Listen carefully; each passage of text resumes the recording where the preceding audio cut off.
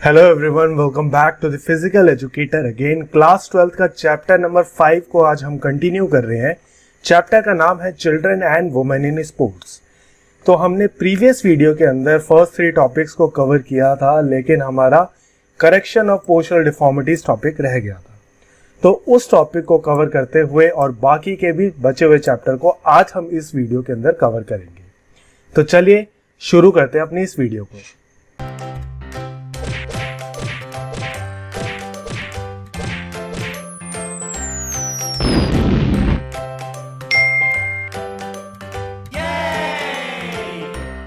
तो चलिए शुरू करते हैं अपने सबसे पहला टॉपिक, जो कि है पोस्चरल डिफॉर्मिटीज एंड करेक्शन। तो चलिए जानते हैं सबसे पहले पोस्चरल डिफॉर्मिटीज का मतलब क्या है। तो पोस्चरल डिफॉर्मिटीज हमारे पोस्चर का खराब होना होता है। अब ये खराब होना या तो हमारे बॉडी के फिजिकल कैरेक्टरिस्टिक्स की वजह से हो सकता है, या तो हो सकता है हमारे आसपास का माहौल की वजह से। तो अगर मैं बात करूं पोस्चरल डिफॉर्मिटीज के टाइप की, तो ये 2 टाइप का है। फर्स्ट आता है फंक्शनल डिफॉर्मिटीज, सेकंड है स्ट्रक्चरल डिफॉर्मिटीज। फंक्शनल डिफॉर्मिटीज वो डिफॉर्मिटीज है जो कि अराइज होती है या तो हमारे मसल या लिगामेंट के अफेक्ट होने की वजह से। अब ये दिक्कतें फिजिकल एक्टिविटीज के थ्रू करेक्ट हो सकती है, ठीक हो सकती है, अगर बहुत ज्यादा सीवियर नेचर की ना हो तो। ठीक है, हम अगर तरीके से एक्सरसाइज करेंगे, फिजिकल मेथड्स को अपनाएंगे, तो इन डिफॉर्मिटीज को ठीक किया जा सकता है। लेकिन स्ट्रक्चरल डिफॉर्मिटीज वो डिफॉर्मिटीज होती है जहां पे हमारे बॉडी का जो बोन का स्ट्रक्चर है वो बहुत ज्यादा इफेक्टिव हो जाता है। अब उसके इफेक्टिव होने की वजह से, उसके अफेक्टेड होने की वजह से हमारा जो फिजिकल कैरेक्टरिस्टिक्स है या हमारा बॉडी का जो करेक्ट पोस्चर है वो खराब हो जाता है। अब इसको ठीक करने का कोई सही तरीका नहीं है, आपको सर्जिकल मेथड यानी आपको सर्जरी ही करनी पड़ेगी इसको ठीक करने के लिए। ठीक है, तो चलिए बारी बारी से हम सारे डिफॉर्मिटीज के बारे में चलते हैं और उनके करेक्टिव मेजर्स के बारे में जानेंगे। तो सबसे पहला डिफॉर्मिटी आता है हमारे पास काइफोसिस। काइफोसिस एक ऐसी परेशानी है जिसके अंदर हमारी बॉडी का जो बैक है वो बेंड हो जाती है 50 डिग्री से ज्यादा। अब ये बेंड होना का रीजन क्या है? इस बेंड होने का रीजन है कि हमारी जो ये चेस्ट की मसल है इसका बहुत ज्यादा स्टिफ होना, टाइट होना, और साथ ही साथ हमारी जो बैक की मसल है उसका बहुत वीक होना, कि ये इतना टाइट है, ये इसको होल्ड नहीं कर पा रहा, जिसकी वजह से हम आगे की तरफ झुक जाते हैं। अब इसको ठीक करने के लिए क्या करें? अपने जो चेस्ट की मसल है उसको रिलीज करवाओ और बैक की मसल को और ज्यादा स्टिफ करो, उसके मसल को गेन करो। ठीक है, तो अगर मैं बेसिक स्ट्रक्चर बताऊं तो अपनी चेस्ट की टेंशन को रिलीज करना है, फर्स्ट पॉइंट। सेकंड करना है हमें बैक को और स्ट्रॉन्ग बनाना है, उसके और मसल्स को गेन करना है। साथ ही साथ हमारे जो पोस्टीरियर डेल्टॉइड है, हमारा जो डेल्टॉइड यानी शोल्डर का मसल होता है, उसके जो पीछे वाला जो शोल्डर का मसल है उसको भी स्ट्रॉन्ग करना, ताकि वो शोल्डर को भी खींच के रखे पीछे।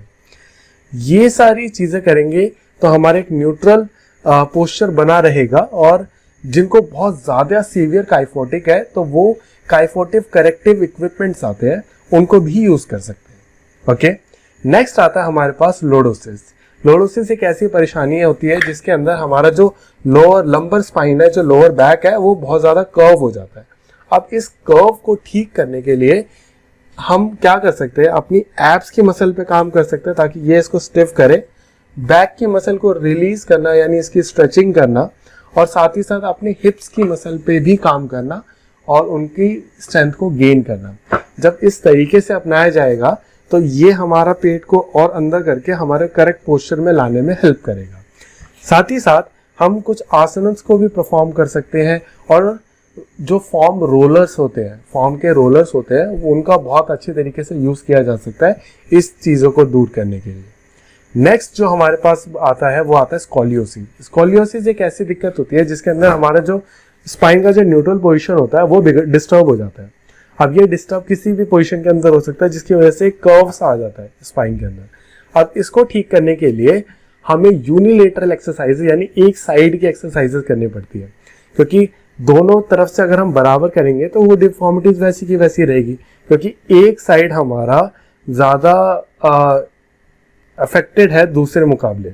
तो हमें इस साइड को, जहाँ पे स्कोलियोसिस का जो भी बेंड ओवर पार्ट होता है, उस मसल्स को रिलीज करना होता है और दूसरी तरफ की मसल्स को गेन करना होता है।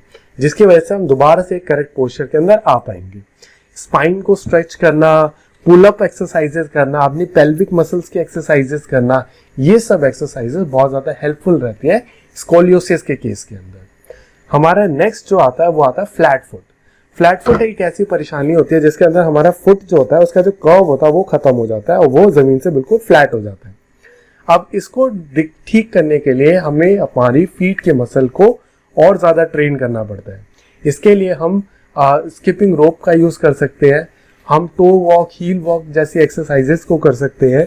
साथ ही साथ हम सपोर्टिव शूज़ पहन सकते हैं। जो शूज़ के अंदर का जो लेयर होता है वो अगर ऐसा सही सा कर्व होगा तो वो भी हमारा जो फीट का जो नेचुरल कर्व है उसको लाने में वापस से हेल्प कर सकता है। जो हमारा नेक्स्ट अगला डिफॉर्मिटी है वो है नॉक नीज। नॉक नीज के बारे में भी हमने जाना था, जहाँ पे हमारे नीज जो है वो आपस में टकराते हैं और फीट जो है वो दूर दूर रहते हैं। अब इस दिक्कत को दूर करने के लिए हम फिजिकल मेथड्स भी अपना सकते हैं, लेकिन वो भी एक एक्सटेंट तक। अगर एक लिमिटेड नॉक नीड पर्सन होगा तो उसका नॉक नी ठीक हो सकता है, अगर बहुत ज़्यादा सीवियर नेचर का होगा तो सर्जरी ही इसका ऑप्शन रहेगा। ठीक है, अब इसको ठीक करने के लिए हमें करना क्या है? हम कर सकते हैं हॉर्स राइडिंग, हम कर सकते हैं अपने सोते टाइम पिलो को रखना दोनों नीज के बीच में, क्लिपर्स का यूज करना चलते टाइम, और पद्मासन और गौमुखासन जैसे कुछ आसनों का भी यूज कर सकते हैं। जो हमारे पास नेक्स्ट डिफॉर्मिटी है वो है हमारा बो लेग्स। बो लेग्स जस्ट ऑपोजिट है नॉक नीज का, जहाँ पे हमारे नीज जो है वो उनके अंदर ज्यादा गैप आ जाता है और फीट जो है वो आपस में टकराते हैं।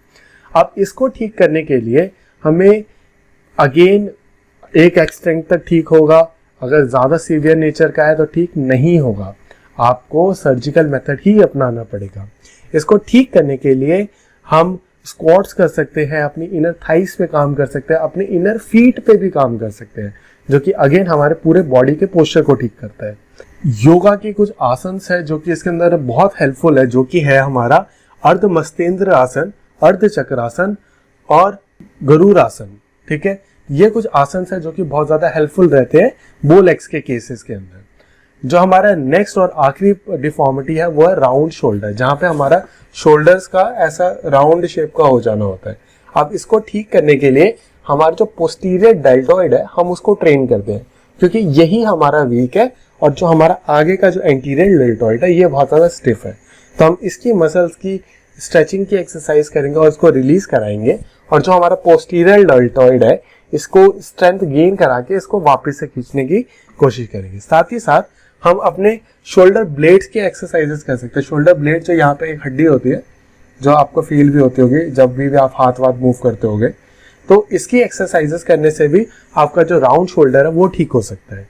ठीक है, चक्र आसन, धनुर आसन जैसे कुछ आसन को भी परफॉर्म किया जा सकता है। अब हम बात करते हैं अपने अगले टॉपिक की, जो कि है sports participation of women in India. तो हमने जनरली देखा, शुरुआत से ही हम जानते भी है कि फीमेल्स को कभी भी इतना ज़्यादा सपोर्ट नहीं किया गया स्पोर्ट्स कंपटीशन में पार्टिसिपेट करने के लिए। अगर मैं एंशिएंट ओलंपिक्स के अंदर बताऊं तो वहां पे फीमेल्स को देखना तक भी अलाउड नहीं था कोई भी स्पोर्टिंग इवेंट। लेकिन जैसे जैसे मॉडर्नाइजेशन हुआ, लेकिन फिर भी कोई खास ग्रोथ नहीं दिखा पार्टिसिपेशन में फीमेल का। जब फर्स्ट टाइम ओलंपिक्स हुए 1896 के अंदर, तब भी एक भी फीमेल ने किसी भी गेम के अंदर पार्टिसिपेट नहीं किया था। लेकिन 1900s के बाद धीरे धीरे ये ट्रेंड इम्प्रूव हुआ और वुमेन का पार्टिसिपेशन टाइम के साथ साथ बढ़ता चला गया, और कई सारी फीमेल्स एथलीट इंडिया की जिन्होंने बहुत सारे एफर्ट्स डाले और बहुत प्रोमिनेंट पोजीशंस को सिक्योर किया। PT Usha, Mary com, Sania Nehwal कुछ ऐसे नाम थे जिन्होंने बहुत अच्छा स्पोर्टिंग एक्सीलेंस दिखाया और पूरे का पूरे देश का नाम रोशन किया। तो धीरे धीरे स्पोर्ट्स पार्टिसिपेशन बढ़ा। लेकिन अगर मैं बात करूं कुछ ऐसे पॉइंट्स की जिनकी वजह से हमेशा से फीमेल पार्टिसिपेशन कम रहा, तो फर्स्ट रहा इसके अंदर मेल डोमिनेटेड सोसाइटी। हमारी जनरली जो हमारा जो सोसाइटी है वो मेल डोमिनेटेड है, यानी हम मेल्स को ज़्यादा प्रेफरेंस करते हैं, प्रिविलेजेस देते हैं फीमेल्स के कंपैरेटिव में। ठीक है, तो यहाँ पे जेंडर इनइक्वालिटी को देखने को मिलता है। तो ऐसा जेंडर इनइक्वालिटी होने के कारण बहुत ज़्यादा प्रॉब्लम फेस करना पड़ता है फीमेल्स को, उनको प्रॉपरली पार्टिसिपेट करने का मौका नहीं मिलता। जितनी अपॉर्चुनिटीज मेल्स को मिलती है स्पोर्टिंग इवेंट्स के अंदर, उतना कभी फीमेल्स को नहीं मिलता। जैसे आपने अपना टीवी पे भी देखते हैं तो मैचेस जो भी आते हैं, क्रिकेट बोलो, फुटबॉल बोलो, बास्केटबॉल बोलो, तो जनरली हम किसके गेम्स देखते हैं? सारे मेंस ही तो खेल रहे होते हैं। लेकिन कभी भी फीमेल गेम्स को इतना ज़्यादा ना तो मीडिया कवरेज मिला, ना कभी स्पेक्टेटर्स ने इतना इंटरेस्ट दिखाया, ना कभी इतना ज़्यादा सोसाइटी ने सपोर्ट किया। यही कुछ रीजंस रहे जिनकी वजह से फीमेल का पार्टिसिपेशन हमेशा से कम रहा। ठीक है, अच्छा, अगर मैं और ज़्यादा क्लैरिफाई करूँ इनके रीज़न, तो फर्स्ट आता है इसके अंदर हमारे इंडिया के अंदर क्यों कम रहा। तो हमारे इंडिया के अंदर लेजिस्लेशन की बहुत बड़ी रोल है फीमेल पार्टिसिपेशन का कमी होने के कारण, क्योंकि फीमेल्स को इक्वली राइट नहीं मिलता जैसा कि मिलना चाहिए किसी भी स्पोर्टिंग इवेंट में पार्टिसिपेट करने के लिए। आप बोलोगे कि क्यों खेल नहीं सकते? क्या वो खेल तो सकते हैं, लेकिन ना तो इक्वल रिवॉर्ड्स है उनके लिए। जितना कैश मनी एक मेल टीम की खेल को जीतने पे मिलता है, उतना कभी भी एक फीमेल एथलीट को नहीं मिल पाता। ठीक है, साथ ही साथ और भी बहुत सारी ऐसी परेशानियों को फेस करना पड़ता है जहाँ पे मेल्स को ज़्यादा प्रेफरेंसेस दी जाएगी over the females. Okay, lack of time, ये कुछ ऐसे पॉइंट्स बुक के अंदर बोले गए हैं जो कि मैं पर्सनली सपोर्ट नहीं करता उन पॉइंट्स को। जैसे लैक ऑफ टाइम मेरे हिसाब से रीज़न नहीं होना चाहिए, लेकिन इनका भी एक अपना क्लैरिफिकेशन है इसको चीज़ को लेके। लैक ऑफ टाइम का रीज़न ये है कि हमारा जो मेल डोमिनेटेड सोसाइटी है वो फीमेल्स को जनरली हाउस होल्ड वर्क के अंदर ही एंगेज करके रखता है, जिसकी वजह से उनको पास टाइम कम होता है और वो स्पोर्ट्स के अंदर पार्टिसिपेट नहीं कर पाती।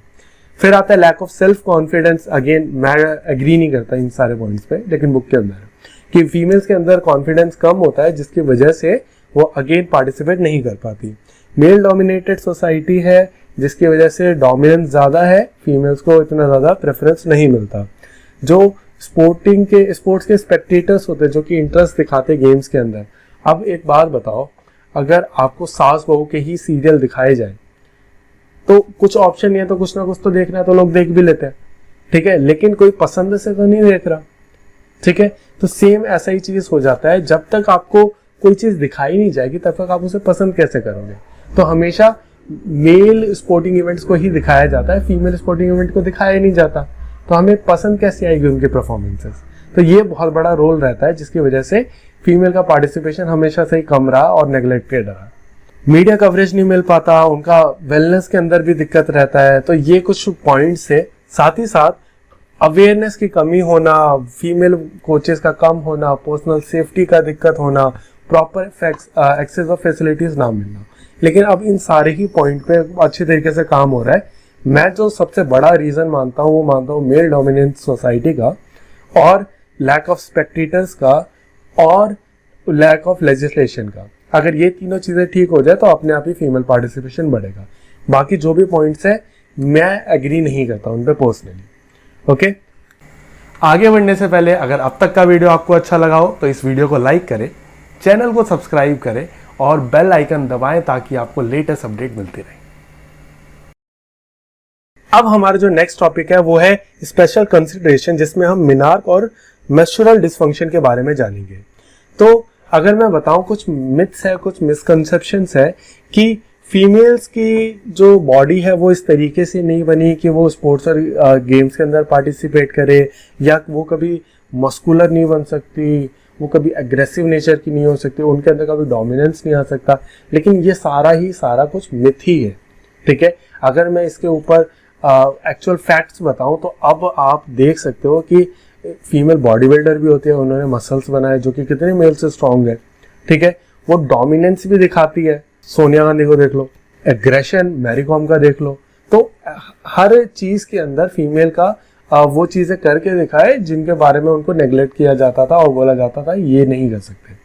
ठीक है, अब लेकिन उनका कुछ हेल्थ रीजंस भी रहा जो उनको बड़ा दिक्कत देता है, जैसे कि मिनार्क और मेंस्ट्रुअल डिसफंक्शन। तो मिनार्क होता क्या है? मिनार्क एक ऐसा फेज है जहां पे एक फीमेल का फर्स्ट टाइम पीरियड हिट करता है उसको। ठीक है। अब ये पीरियड्स आना उसका 8 साल की उम्र से 16 साल की उम्र के बीच में कभी भी फर्स्ट टाइम उसका आ सकता है, ठीक है। जनरली ये 12 की उम्र में लड़कियों के अंदर आता है। फीमेल का जो रिप्रोडक्टिव सिस्टम है वो बहुत ज़्यादा सेंसिटिव है।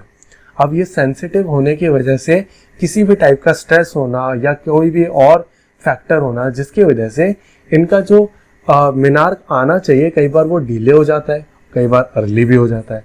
अब इनके लिए वो क्या कर सकते हैं, तो क्या मिनार का अर्ली या डिले होने की वजह से उनका स्पोर्टिंग परफॉर्मेंस में कोई फ़र्क पड़ेगा? ऐसा कुछ भी नहीं है। अगर मिनार बहुत ज़्यादा डिलेड है उनका तो वो जिम्नास्टिक्स जैसे गेम्स के अंदर पार्टिसिपेट कर सकते हैं, और मिनार उनका बहुत अर्ली है तो वो स्विमिंग और रोइंग जैसी गेम्स के अंदर पार्टिसिपेट कर सकते हैं। नेक्स्ट जो हमारा जो टॉपिक है वो है हमारा मेंस्ट्रुअल डिसफंक्शन। मेंस्ट्रुअल डिसफंक्शन हमें समझना पड़ेगा, एक फीमेल का जो पीरियड का साइकिल होता है वो मेंस्ट्रुअल साइकिल जो होता है वो 1 महीने का बोला जाता है वैसे तो, लेकिन 21 to 35 डेज जो होगा वो सही मेजर रहेगा। 21 से 35 दिन के बीच का एक साइकिल होता है, ठीक है। इसमें फीमेल का जब पीरियड उनको आता है वो 2 से 7 दिन तक चलता है जब उनका ब्लीडिंग होता है, ठीक है, ब्लड का फ्लो आउट जो होता है। तो ये पूरा जो साइकिल है कई बार ये डिस्टर्ब हो जाता है। अब ये डिस्टर्ब होना या एबनॉर्मल ब्लीडिंग होना किसी भी रीज़न की वजह से कोई भी इसके अंदर डिस्टर्बेंस आना वो हमारा मेंस्ट्रुअल डिसफंक्शन कहलाएगा, ओके। अब कुछ मेंस्ट्रुएशन के ही लेके ना कुछ मिथ्स है अगेन दोबारा से, कि मेंस्ट्रुएशन के टाइम पीरियड पे फीमेल का जो स्पोर्टिंग परफॉर्मेंस है वो कम हो जाता है। लेकिन अगर मैं फैक्ट्स और साइंस के बारे में बताऊं तो ऐसा कुछ भी नहीं है। फीमेल का जो स्पोर्टिंग परफॉर्मेंस है वो कभी भी मेंस्ट्रुएशन की वजह से इफेक्ट नहीं करेगा, ओके। जो भी हाईएस्ट वर्ल्ड रिकॉर्ड सेट किए गए हैं फीमेल्स के द्वारा वो मोस्टली जो है वो तब करे गए हैं जब वो अपने पीरियड साइकिल के अंदर थी। तो पीरियड साइकिल के अंदर होना या मेंस्ट्रुअल साइकिल के अंदर होना वो क्या तुम्हारे स्पोर्टिंग इवेंट को या स्पोर्टिंग परफॉर्मेंसेस को इफेक्ट करेगा? तो वो उसका आंसर रहेगा कि नहीं, वो नहीं करेगा, ठीक है। अगला जो हमारा टॉपिक है वो है फीमेल एथलीट ट्रेट, जिसके अंदर हम ऑस्टियोपोरोसिस, एमेनोरिया और ईटिंग डिसऑर्डर्स के बारे में जानेंगे। तो सबसे पहला जो हमारा फीमेल एथलीट ट्रेट आता है वो आता है ऑस्टियोपोरोसिस। ये एक ऐसी दिक्कत है जहाँ पे फीमेल की जो बोन मिनरल डेंसिटी है वो रिड्यूस होने लग जाती है और बोन के अंदर जो स्पोर्स होते हैं वो बड़े होने लग जाते हैं। अब ये गड्ढे इतने बड़े हो जाते हैं जिसकी वजह से हमारा पूरा बोन वीक हो जाता है, ठीक है। जैसे टॉम एंड जेरी के अंदर जो चीज होता है उसके अंदर गड्ढे होते हैं ना वो बड़े बड़े जो हो जाते हैं, ठीक है। तो वैसे ही हमारा बोन्स हो जाता है। अब बोन्स जब गड्ढे गड्ढे हो जाएंगे तो कभी भी उन पर जोर पड़ेगा तो क्या होगा, वो टूट जाएंगे। अब टूटना बोन बहुत ज्यादा बढ़ जाता है फीमेल्स के अंदर, तो इसके लिए वो क्या कर सकते हैं, तो फीमेल्स को हमेशा वेट ट्रेनिंग को ज्यादा एम्फेसिस देना चाहिए और उनको वेट ट्रेनिंग करना चाहिए, जिसकी वजह से कंप्रेसिव लोड पड़ने की वजह से उनका बोन मिनरल डेंसिटी इंप्रूव होता है और ऑस्टियोपोरोसिस जैसी दिक्कत कभी फेस करने को नहीं मिलेगी। जो अगला परेशानी आता है इसके अंदर वो आता है एमेनोरिया, ठीक है। ये एक ऐसा परेशानी है जिसके अंदर उनका वही अगेन जो उनका मेंस्ट्रुअल साइकिल है वो डिस्टर्ब होता है। अब ये 2 रीजंस की वजह से हो सकता है, प्राइमरी एंड सेकेंडरी। प्राइमरी के अंदर हमारा जो मिनार्क है वो डिले हो जाता है, ठीक है, यानी जो फर्स्ट टाइम जो पीरियड है वो डिले हो जाता है और प्यूबर्टी के टाइम तक भी उनको हिट नहीं करता, ठीक है। तो ये 18 साल के बाद तक भी नहीं आना तो ये डिलेड मिनार्क कहलाएगा और इसकी वजह से मतलब ये एक डिसफंक्शन है, ओके।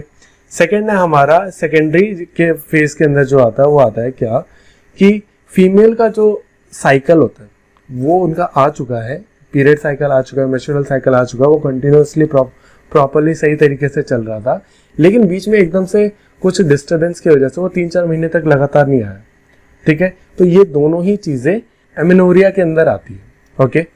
अगर मैं बात करूं अपना अगला जो कि है ईटिंग डिसऑर्डर। ईटिंग डिसऑर्डर का मतलब है कि ऐसा पर्सन के अंदर बिहेवियरल चेंज आना किसी भी फूडिंग की वजह से, या तो वो एक्सेसिव फूड खाने की वजह से या इनएडिक्वेट फूड खाने की वजह से उसके बिहेवियर के अंदर जो चेंज आता है।